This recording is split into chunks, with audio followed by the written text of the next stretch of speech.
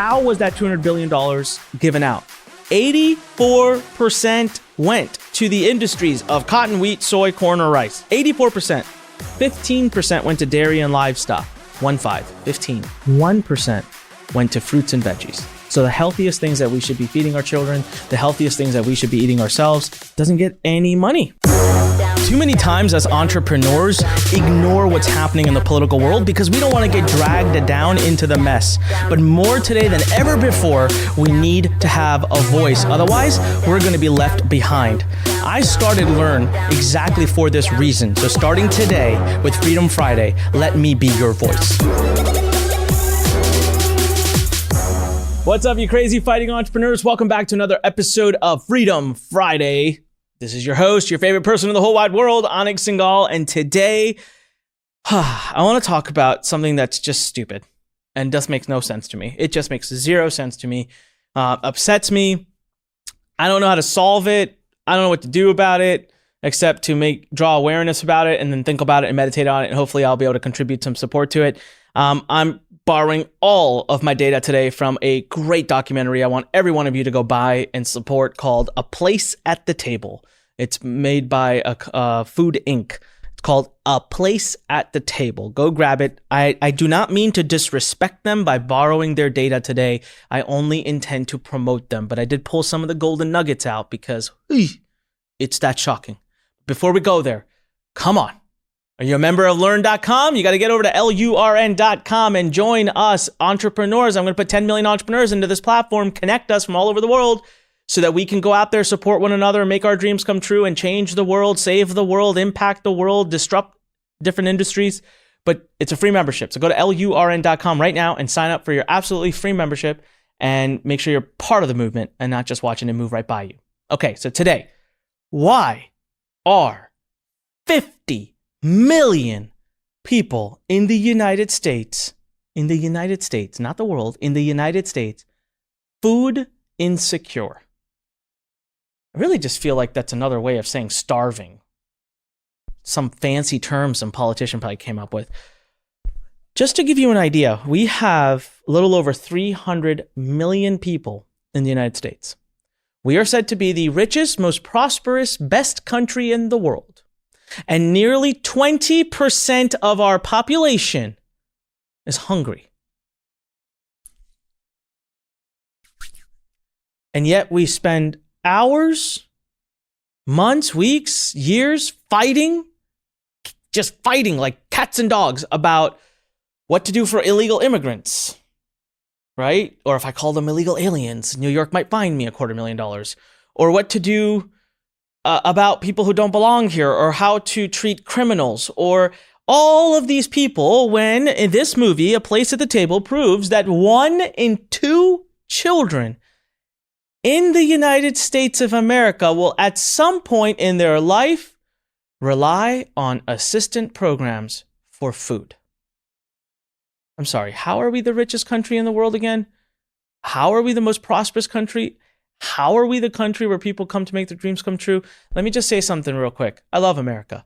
So don't take this as any knock on the country. I am not on that train of saying bad things about America. I love America.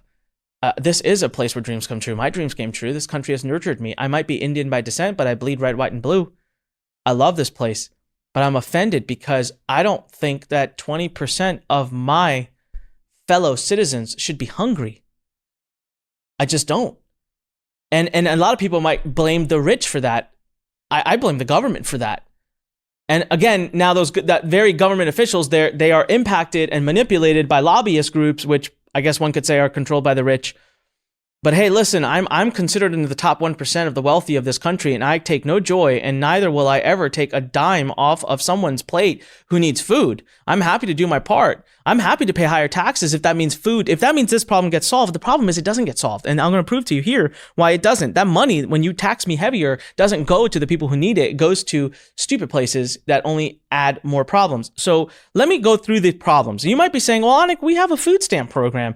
We have food assistance programs in America. How in the world could 50 million people be food insecure? Well, the average food stamp benefit is $3 a day per person. Have you tried to live on $3 a day? Do you know what an apple costs? Because it's going to take up like a third of your budget. Okay, $3 a day is nothing. The other problem here is a family of three with an income of above even a dollar above $24,000 a year. You don't qualify for food stamps. $24,000 a year is not a lot of money. Now, I got to tell you, I have been in grocery lines before where there are people paying with food stamps and they've got a Prada purse, an iPhone, like 4 kids. And I've always looked at that and been like, what the heck? But then you kind of peel back the layers and you realize that they are using the system corruptly because they are working, they are making money, but they do most of their trade in cash. So they're able to still go and declare less than $24,000 income. And so they qualify for food stamps. That's a separate topic for a separate episode. But just to let you know, like to actually get food stamps on the right up and up, you got to be really poor, right? 1 in 6 Americans don't have enough to eat. That doesn't mean they're necessarily food insecure. They just don't have enough to eat. But then 1 in 5 are food insecure. Why? Okay, so listen, this is a crazy statistic. In 1980, the obesity epidemic began in America. 1980. There's a graph that this movie shows you, A Place at the Table, that shows you the cost of processed food. That goes like this. If you're watching on YouTube, I'm basically doing an angle down. If you're listening to me, I'm doing an arm gesture that shows going down. The cost of processed food has taken a massive dive down since 1980. The epidemic of obesity has literally proportionally had the opposite, gone up. Makes sense. We are making starchy, processed, carbohydrate-driven processed food cheaper, giving that out to people more, encouraging them to buy more of that, eat that nonsense. They're getting fatter and more unhealthy. As a matter of fact, the movie proves that the cost of food insecurity to the American government is $167 billion a year in healthcare, in just lost wages, unemployment, just all kinds of stuff, right? So you got this. So now you start to see what's going on here. Why is the cost of processed food going down? Well, since 1995, that's a little over 20 years, the USDA has spent over $200 billion on farming subsidies. That's a lot of money. Why are we having food issues? By the way, we don't have food issues. We have plenty of food in this country. We have a food distribution issue. So $200 billion. But this is a crazy part. See, there's something, I didn't know this. There's something called mega farming business.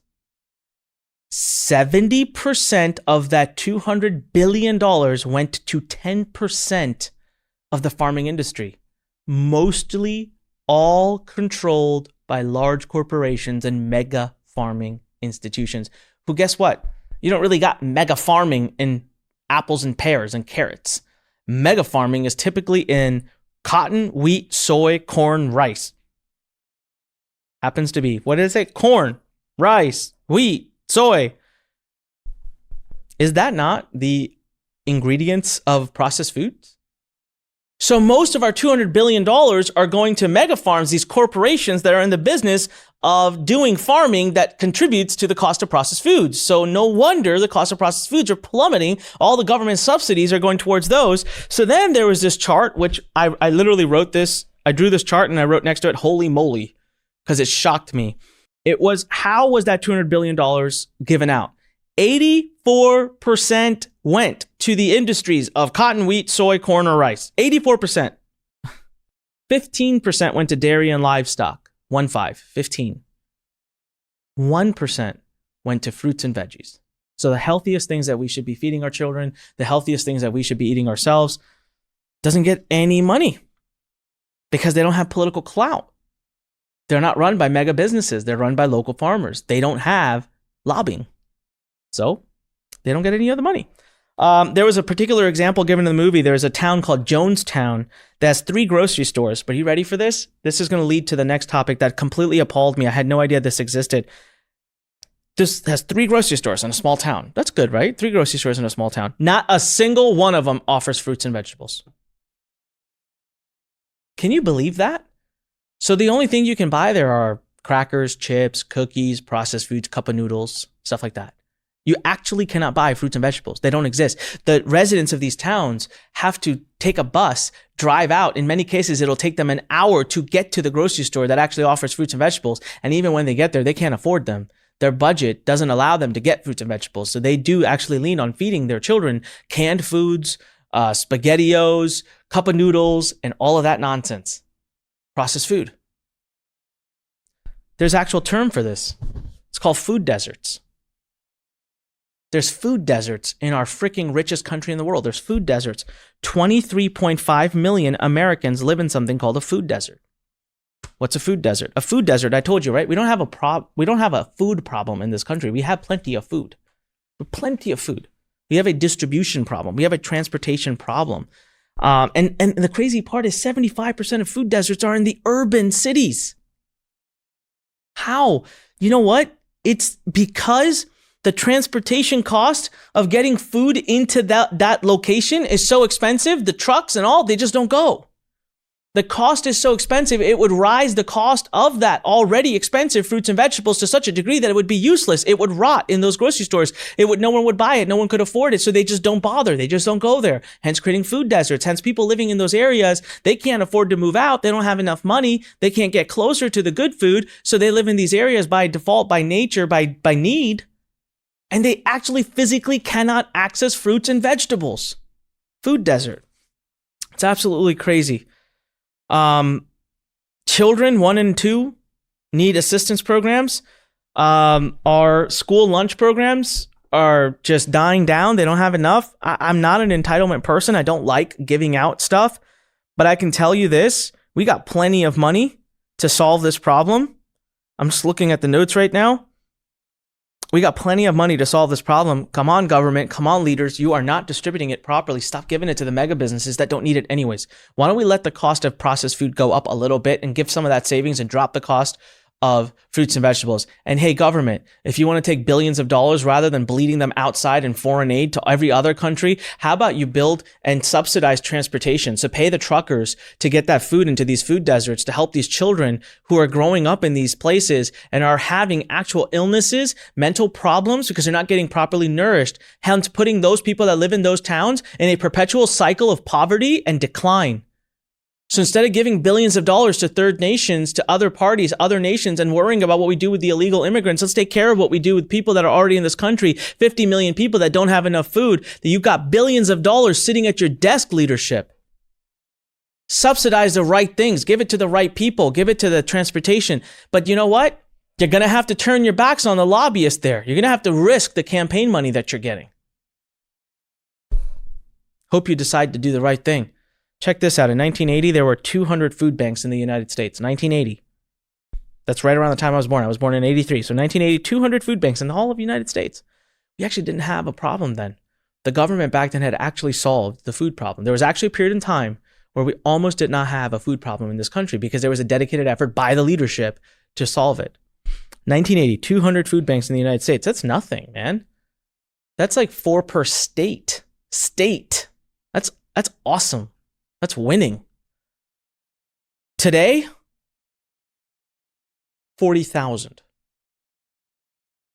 And I could speak for this because my wife is busy every week. She serves at them and we're blessed to do it. I love the fact that we could support them, but holy crap, I can't support 40,000 food banks. But our government's got billions of dollars are just giving away to mega farming businesses to stop it. Seriously, it's ridiculous. It's disgusting. So this sucks. We are not the richest country if 50 million of our residents are hungry. The thing, though, is we are the richest country. We do have so much money. We do have so much prosperity. We have such smart people. We have good people. We have giving people. But that money somehow gets to the government and just gets so misused. So please, allocate it appropriately to solve problems, not get reelected. That's my message for the day.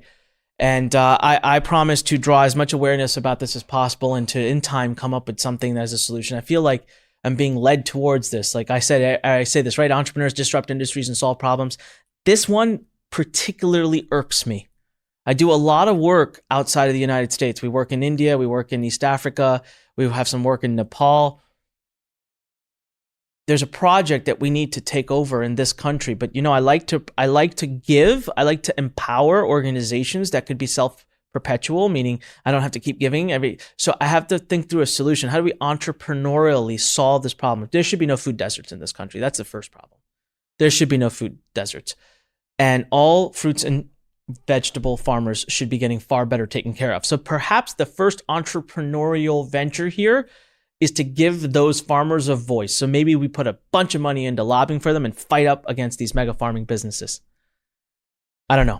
Do you have a solution? Please comment below if you're watching on YouTube. I'm ready. I'm watching. I'm happy to take on this problem. This is sucks. We should not have this. 1 in 2 children should not at some point in their life be on a food assistance program. That is not cool. That is not good. That's not putting us in the right track. We're going to get blown away by every other country if this is the track we remain on. So come on. All right. Now, this isn't just an American problem, by the way. This problem exists in almost all countries. I just had the data for America.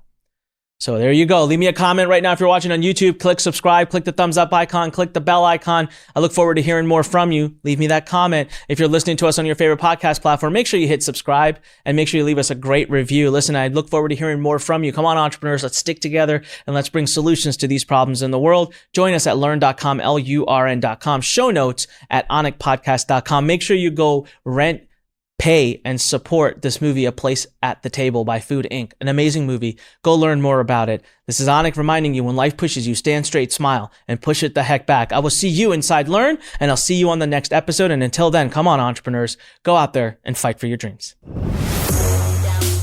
Thanks for listening to The Fighting Entrepreneur with your host, Anik Singhal.